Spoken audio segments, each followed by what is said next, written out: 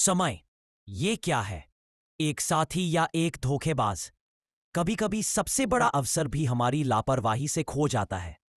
मिलिए मोहन से, एक ऐसे किसान से जिसे मिला किस्मत बदलने का मौका। पर क्या उसने समय की कीमत समझी?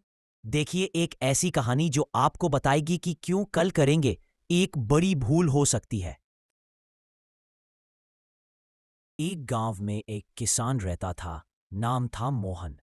वह गरीब था, लेकिन उसका सपना था कि वह एक दिन धनी और सम्मानित बने। एक दिन गांव में एक साधु आए और मोहन को एक जादुई खेत का पता दिया।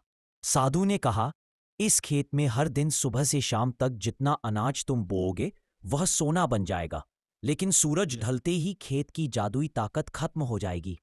मोहन बहुत खुश हुआ। वह घर गया और अपनी पत्नी को बताया।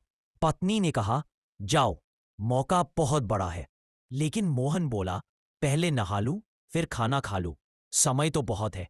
वह आराम से नहाया, खाना खाया और फिर बोला, अब थोड़ा आराम कर लूं, फिर जाऊंगा। वह सो गया और जब उठा तो दोपहर हो चुकी थी। जल्दी जल्दी खेत की ओर भागा, लेकिन धूप से परेशान होकर रास्ते में एक पेड़ के नीचे बैठ गया। वहां ठंडी हवा चल रही थी और मोहन दोबारा सो गया। जब जागा तो सूरज ढल चुका था। वह खेत की ओर दौड़ा, लेकिन दरवाजा बंद हो चुका था। वह समझ गया कि उसने अपनी सबसे बड़ी मौका खो दिया, सिर्फ इसलिए क्योंकि उसने समय की कदर नहीं की। दोस्तों, मोहन की कहानी हमें एक बहुत बड़ी सीख देती है, समय का सदुपयोग करना कितना जरूरी है। मोहन को एक जादुई मौका मिला था जिससे उसकी गरीबी हमेशा के लिए दूर हो सकती थी। लेकिन उसने क्या किया?